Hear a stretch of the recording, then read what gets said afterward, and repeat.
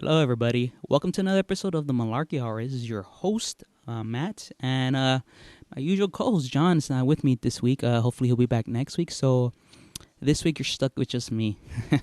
I hope everybody's having a good holiday so far. This is the last weekend before Christmas, so I'm sure everybody's doing their last-minute shopping. And around this time, a lot of people, I guess, just take a break from the pressure of going out to stores and finding the crowds. They like to take a break and watch the movies. So I figured, what a better time than to give a review of one of the movies that came out this weekend. So this week you're gonna get my review of the new David O. Russell movie, American Hustle. This movie stars Christian Bale, Bradley Cooper, Amy Adams, Jennifer Lawrence, and basically, the plot is. And I'm going to try to keep this review as spoiler free as possible. I don't want to give away too much for people who haven't had a chance to see it since it just came out this weekend. But let me just give you the general plot summary. Basically, it's about these two con men. One's played by Christian Bale. His name is Irving Rosenfeld, and the other one is named Sidney Proser, who's played by Amy Adams, and she plays Christian Bale's mistress in the movie. And they end up meeting Bradley Cooper's character, who is an FBI agent named Richie DeMasso. He recruits them to help him bring down bigger fish, and ends up being they bring down a bunch of politicians.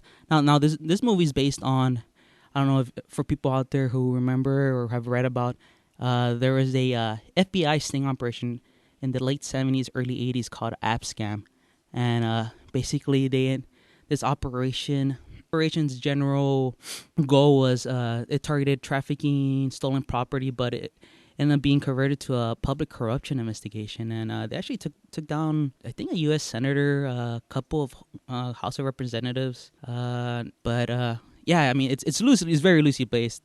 A lot of the characters' names have changed, and a lot of the events have been tweaked. But it's sort of a rough. They use the AppScan investigation as sort of a rough blueprint for this movie. So if you know anything about that sting operation, you sort of get a gist. But I mean, like I said, it's a lot of they've changed a lot of it. So it's not it's not as predictable as, I guess, as you would think. Let me jump into some of the aspects I enjoyed about this movie. First of all, I want to give a lot of praise to a lot of the performances in this movie, especially Christian Bale, Amy Adams, and Jennifer Lawrence. They do great job in this movie, considering what they're given, and I'll talk about that a little later. What I thought wasn't as good, but let me get into what I enjoyed. Christian Bale gives one of the performances of the year for me. He plays this character, like I said, named Irving Rosenfeld. He gained about 40 pounds for this role, and it's funny because one of the first scenes in the first scene in the movie is it's him shirtless, and he's combing his hair in front of a mirror, and he's bald, so he's trying to it's elaborate comb over that it looks like a Rubik's cube. You're trying to solve a Rubik's cube. It's a great scene, and it's a great character moment for Christian Bale's performance, and just the way he carries himself too. It's just his slouch, and his talk, and what's interesting too is you see this outside appearance of his character, and you would think he would play him one way, and he plays it another. Just looking at this man, you would think, he would. This guy who shouldn't have this confidence, but he does. He plays him with such confidence. And what's interesting is Amy Adams' character. One of the first things she says in her voiceover in one of the first scenes is she comments about when she first met him, and the thing that most attracted to her. Obviously, he's overweight and balding, but she said the thing that attracted her to him was his confidence, and I think that's important to his character because he does play a con man, and one of the most important things about con man is they gotta have confidence. They gotta be able to sell their lie that they're giving to whoever they're trying to trick. Boy, does Christian Bale's character have it in spades. He's a very confident man. And let me get into another performance that I found interesting as well. Amy Adams, who sort of plays Christian Bale as his partner in this role. another great performance. For me, she was one of the better aspects of David Russell's former film, The Fighter, came out a few years ago.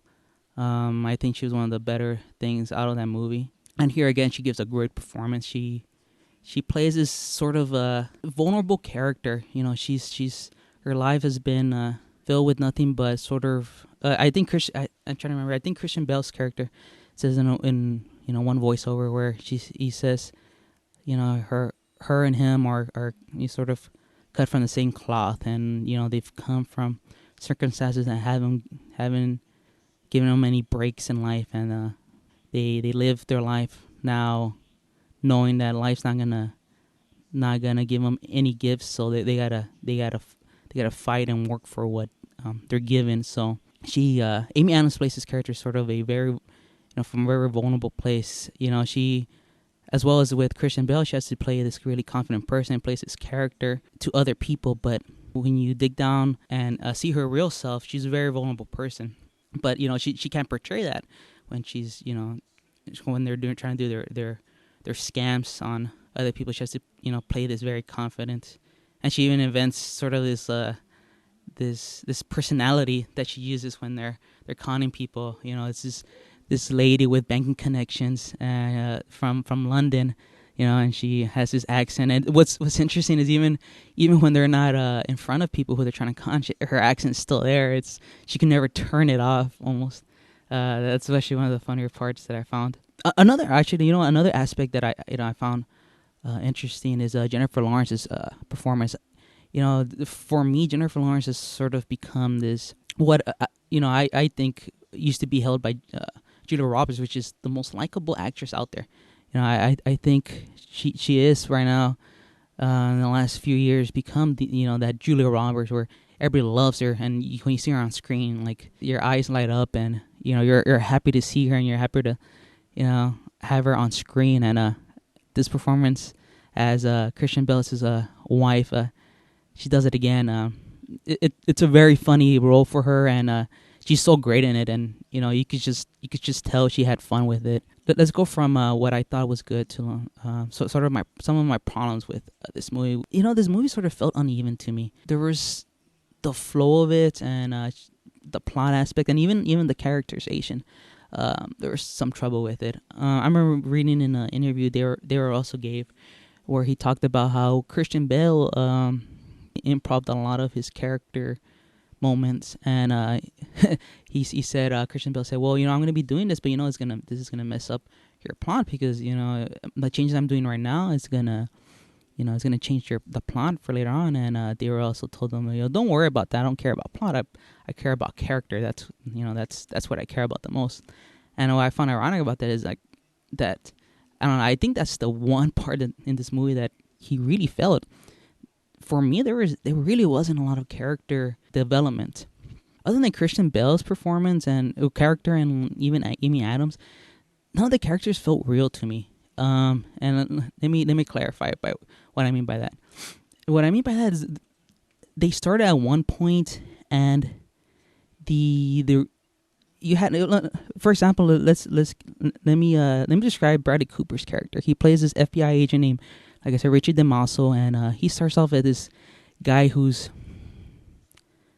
I guess, confident in his work, and he's a little cocky, and he can't do his job well. And by that I mean, when he first interacts with Christian Bale's character,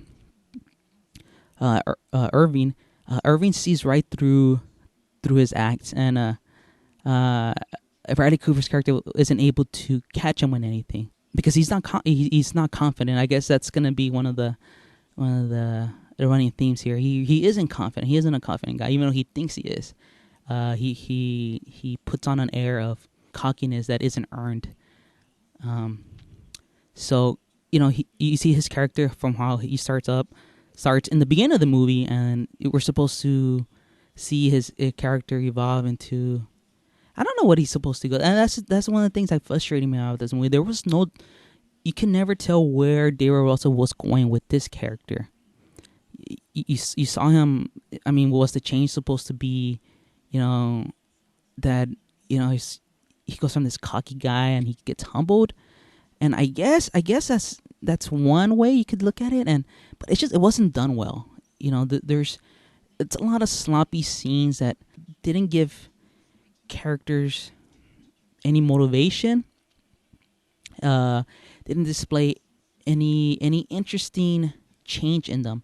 Um, for me, David Russell's he's always been a good director, but he sometimes he could be style over substance. His films are always really stylish, and he's really good at, he has all those Scorsese touches, and they're interesting to look at. But there's a lot of times he for me, and the reason that I found ironic, that's that statement I said earlier about where he told Christian Bale that he cares more about character than plot, is that not a lot of his movies don't have good characterization. Let's go back a little bit. With The Fighter, for me, I had a lot of problems with The Fighter, and I liked it a lot less in this movie, The Fighter. That movie suffers just because his main character didn't go through any change.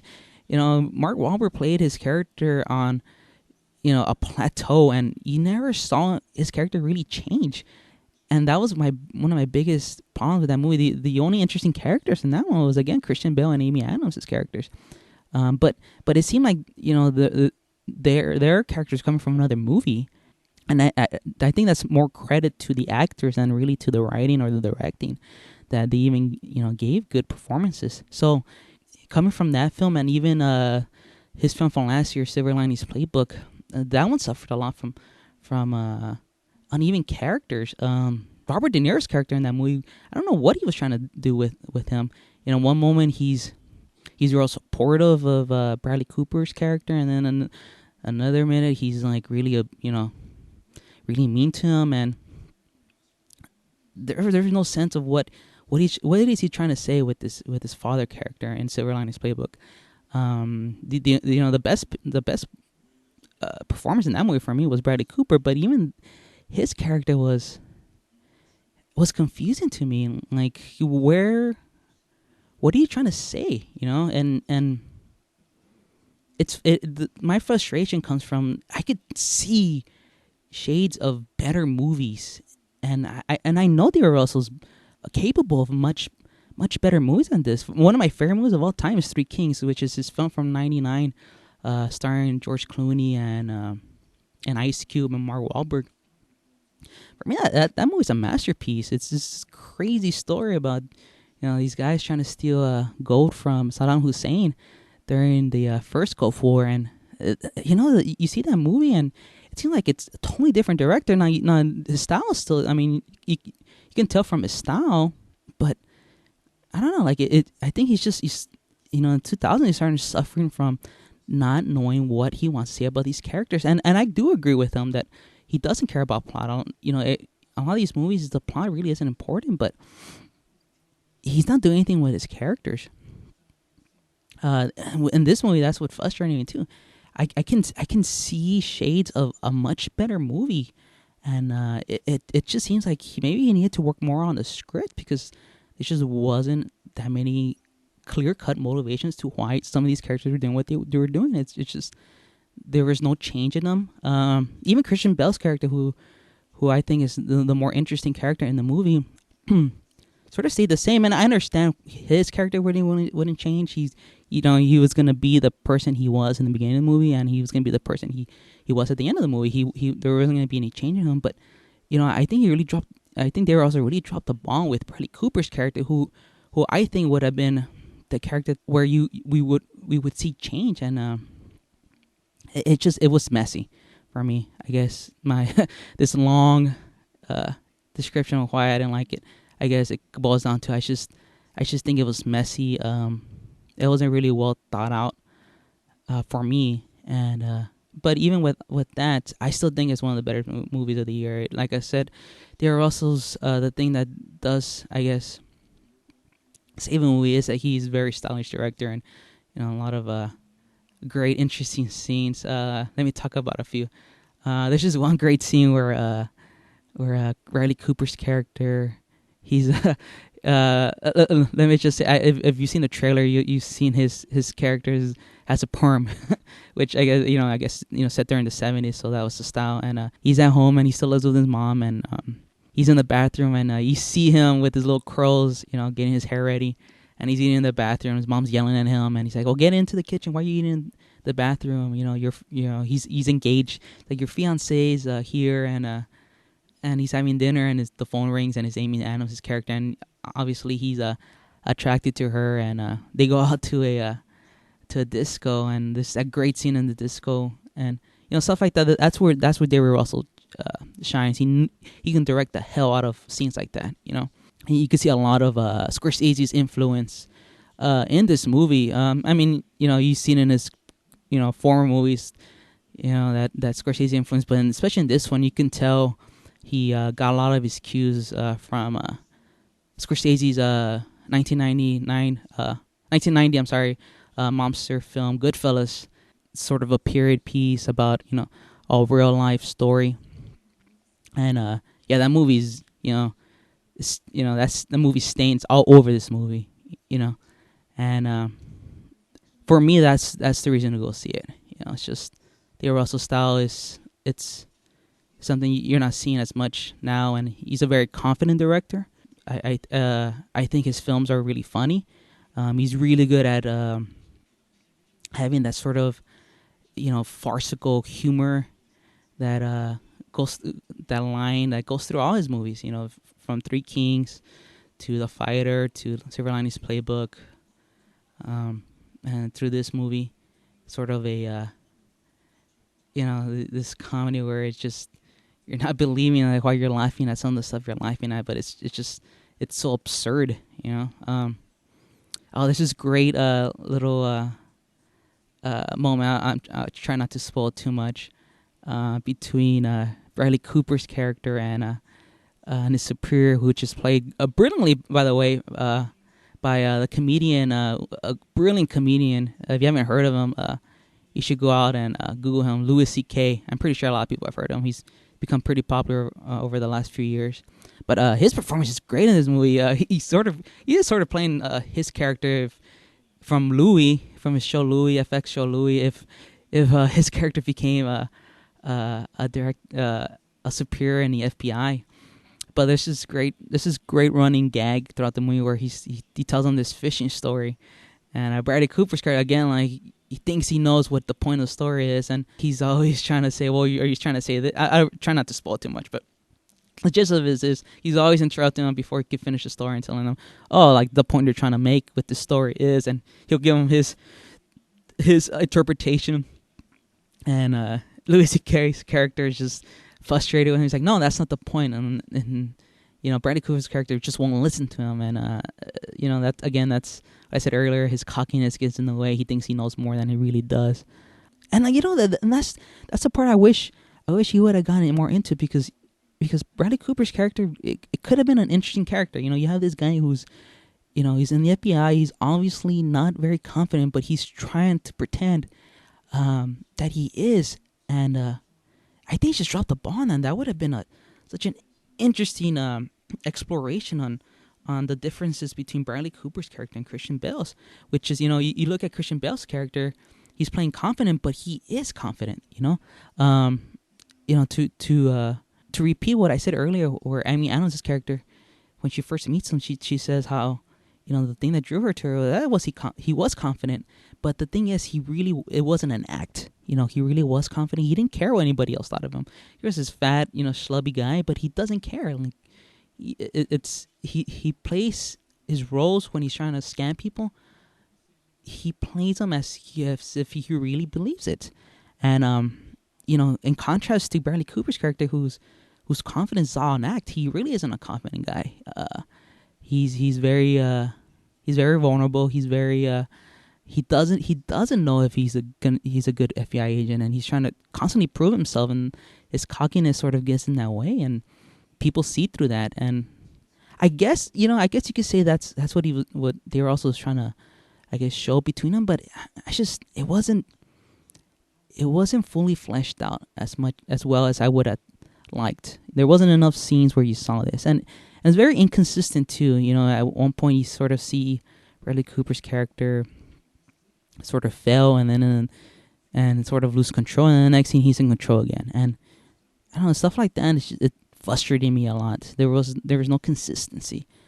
When you're doing a character arc throughout a movie, you have to have consistency. Otherwise, it falls apart and becomes uneven. Like I said, in the beginning of my review, it's uneven, and it gets frustrating. And I know there's a better movie in this story, and I don't know. It just feels like it needed a couple more rewrites. And but I also just think they were also just it's just something he doesn't do well. He doesn't do character work well. His strengths are more in his style, but even in that, like I said earlier, he's taken a lot of his stylistic cues from Scorsese, but I don't think he goes as far as Scorsese's willing to. You can tell he holds back a lot. It just he'll sort of ape a move from Scorsese movie, but he doesn't go all the way. Scorsese goes all the way with things, and he's not afraid to go over the top. And it feels like they're also more reserved. He wants to do it. He wants to give the appearance that he's doing it, but he doesn't put the heart into it. If that makes any sense. Like I said, watch. Go out. My recommendation: go watch Goodfellas. Go and watch this film, and I think you'll understand what I'm trying to say. The difference between Scorsese and what he does, and his sort of willingness to just push the edge and go over the top with it. And De La Russo's approach, which is he wants to give the appearance of it, but he's just not confident enough, I guess, to do it. I don't know. I've had a lot of problems. I think this movie's there's a lot of problems with the movie, but I do think it's one of the better movies of the year. I guess it's just based on the strength of Daryl Russell. I do think he's a great director. I just wish some of these characters were better formed. But overall, I do think some of these, like Christian Bale's character was very well, but I think I give credit more to the actors and really to the writing or directing of these actors. I just think Christian Bale's a great actor, and he just brought it to this film. Amy Adams as well. I think she's one of the better actresses in Hollywood working right now. And Jennifer Lawrence, she's one of the bright shining lights in this movie with her performance. Overall, I'll give it a positive review. I have problems with it, but there weren't enough to really look at this film bad. Like I said, I saw it twice, and I liked it, and I would recommend it to anybody who wants to, go see a movie right now. I actually wanted to talk about his other films. Just overall, the thing that he does well is these crazy sort of comedic aspects that come out in his films. They're not necessarily comedy films. They deal with dark subjects like mental illness and war, but he's able to find the human element behind these dark things and the comedy in it. And I think that's what he does well, and that's what I want to focus on, and I think that's what he does well as a director. Three Kings is just filled with it. If you've seen Three Kings, you know what I'm talking about. It's just a great, funny movie. For me, it's a masterpiece. It's one of the better films of the '90s, and he has this war film, but he's able to find there's great human moments in it, but there's also just great funny moments, and he's able to see that the absurdness of life sometimes, and how something is just funny, and tragedies. Sometimes you just find humor in some of the worst things that humans can do, and he does that well in Three Kings, and for me it's still his best film. But even his other films, which I feel are lesser, there's still great moments. The fighter, and anytime Mark Wahlberg's character interacted with his crazy mother and sisters, I think for me that was the best part of that film. Although I did have a lot of problems with that film as well, character issues like with this with this current film. I feel that was the a lot of the points of the fighter, and I think that ultimately ended up dragging that film, and um, I really didn't find it as enjoyable as I find American Hustle. But there were still great, like I said, funny moments in it. They were, trademark Gabriel Russell moments that he has in all his films. And then with Silver Linings Playbook, he takes this really serious sort of subject matter, which is mental illness, and he's able to find sweet moments. It's his most screwball comedy, romantic comedy to date. It feels like you know this film he could have made it in the 40s with Katharine Hepburn and Cary Grant and the Bradley Cooper and Jennifer Lawrence's roles, and I believe Roger Ebert is the one who said in his review, and it's a great line in his review where he says that the film felt like a old classic. And I get what he was going with that. It felt like a movie that was made in the 40s, during that great screwball sort of comedy era, where Howard Hawks was making His Girl Friday, and it did feel like an old fashioned movie. And for me, it's one of the better films. I think it's the best film of these current three that he's made, which is The Fighter and American Hustle and Silver Linings Playbook. For me, it's the better of the three for me. I guess his modern era that he's sort of made a comeback. Because, I mean, for a few years, he actually went away between 2004 and, which was Our Heart Huckabees, which is, the film came out in 2004. And then I think 2009 is when, let me check. I think it was, The Fighter came out in 2010. So in that he had a 6-year break. And he's really come back with The Fighter, Silver Linings Playbook, and American Hustle. For a while, it didn't seem like he was going to be able to have a career anymore. You saw him sort of disappear, but, this last 4 years, you really saw a return to form for David Russell. I don't know, he's one of those, his career has been an interesting one for me. The director I like to compare him to is, for me, is John Singleton. For me, John Singleton, came out of the gates with a great film in Boys in the Hood. It was his first film right out of USC film school, and he knocked it out of the park. And again, just like with David Russell, his films after that sort of, for me, struggled a lot with him trying to find his style. Even though he already established style with his first film, he had a hard time using that style and putting it into other films and making those films great. He's another director who I always was frustrated when I saw great potential in a lot of his films after his debut, and they just couldn't live up to that first film. And with David Russell, it's the same thing. Even though Three Kings wasn't his first film, it was, he did it, when he was just starting out. He had he had done Spanking the Monkey and Flirting with Disaster before Three Kings, but Three Kings was really the film that sort of established him as like the next great director. He came out around the same time as Paul Thomas Anderson and even Tarantino. Even though Tarantino was a little bit before him, but unlike Tarantino, who I felt his first movie, Reservoir Dogs, for me was more style over substance. Tarantino got better with characters, and I think that's one of his strong points is his character development. He has great characters, even with just characters who just show up for a scene or two.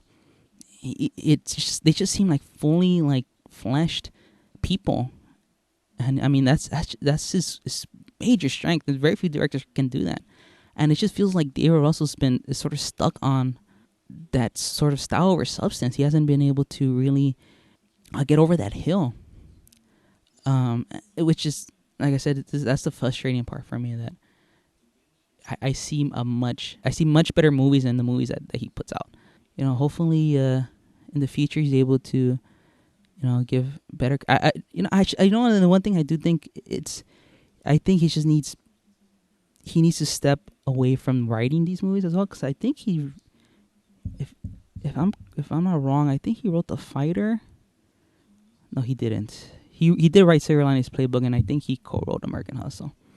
But I just think maybe he just needs to step away from the script and let somebody else handle it and focus on his directing and just like I said, just bring in great actors because he gets great performances out of all these actors, and obviously you get good actors, you're gonna get good performances from them, but that's not always guaranteed. Sometimes you get in the way of great actors, and it shows in their performances. In this case, they always bring it, and they always show them through, even though the material sometimes isn't up to par to the performance. I guess to close it, I think Daryl Russell is a great director. I think American Hustle is a great film. It's messy, it's uneven, it's there's a lot of problems with it, but it's a fascinating film. It's a film that I'll probably watch again, and I would recommend to anybody out there looking for a film during this holiday season to go watch, to go see it. You can't go wrong with it. There's other choices out there, but for me, this is the best film playing right now. And yeah, so that's my review of it. I guess to close out the podcast, I want to mention a trailer that came out this week. It was the trailer for the sequel of 21 Jump Street called 22 Jump Street. The film stars Channing Tatum and Jonah Hill again. Just to put it out there, I never saw the first film, but I read a lot of good reviews on it, and this film looks like more of the same. It looks like it's just as funny as the first one. Channing Tatum looks, for me and Channing Tatum's career, I think these are the roles for him. I think he's a really good comedic actor. He has good comic timing. For me, his best performance was in Magic Mike, the Soderbergh movie from 2 years back. He has great comic timing, and it's interesting coming from you see him in his other roles. He's just so wooden, and for whatever reason, when he does comedy, he loosens up, and he's not thinking about it. He's able to just, which I think a lot of great actors have, is just natural instinct. And for him, comedic roles bring that out of him. This great, comedic instinct of that brings good performances out of him. You see him in anything other than comedies, and his performances are horrible. I don't know for people who saw White House Down over the summer, but that was a horrible performance for me. He seemed uncomfortable. He seemed unsure of what he was supposed to be doing. There was no confidence in him. That movie overall was just terrible, but it was a bad role for him. He doesn't.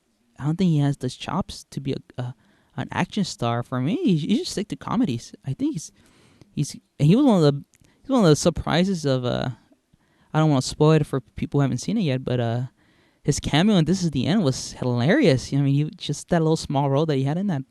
He much better than what his whole performance in White House Down, and he was the star of White House Down. And I think that little small cameo in This Is the End was 10 times better than his whole performance in White House Down. So this trailer looks funny. You can tell that it's a more relaxed Channing Tatum and Jonah Hill. I guess he's always funny. So for me, I know a lot of people don't like him. Some people don't like him, and some people don't like that sort of comedy troupe that he comes from. With Seth Rogen and the other guys. But for me, I always found Jonah Hill really funny, and it seems like with this trailer, it looks like just as good as the first one. I believe that one comes out next summer. So the trailer just came out this week. So I just thought I'd mention it for people who haven't had a time to catch it. And that's probably about it for this week. It's a little bit of a short podcast this week. I don't have my partner with me, so I don't have that back and forth. But hopefully he's back next week. It feels better to have a partner with me. We have the natural back and forth. But like I said, hopefully he'll be back next week. And hopefully, everybody's having a good holidays. Hopefully, everybody has a good Christmas. When you hear me next time, it'll probably be right before New Year's. So, everybody have a good Christmas and have a good week.